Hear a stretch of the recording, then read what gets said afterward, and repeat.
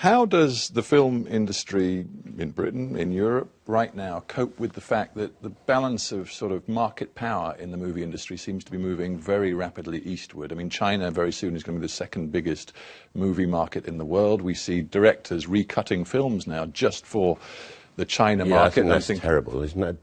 Don't you find that, as a journalist, to that kind of censorship, do you not object to that? I do. Well, it's not for me to comment on what directors are doing, but it maybe is for me to ask you what you think of James Cameron, for example, who's recut the 3D version of Titanic to be user-friendly in China, saying, as an artist, I'm against censorship, but this is an important market. What do you understand by user-friendly? Well, in his case, it was taking out some nudity. Political censorship? I think not moral in his censorship? Case. It's moral censorship, is it? What is it? Why is he cutting it?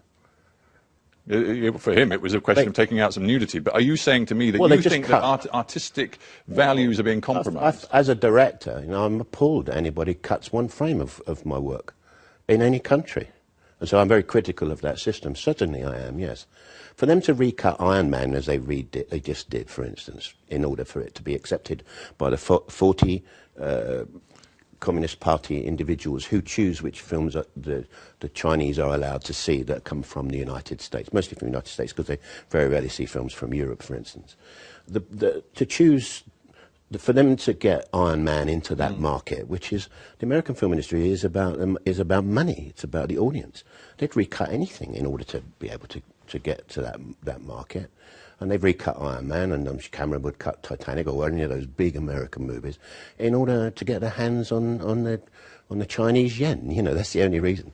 But as a filmmaker and as a writer and as a director, I'm kind of appalled that you should cut your work because there's some 40 party members don't find it acceptable.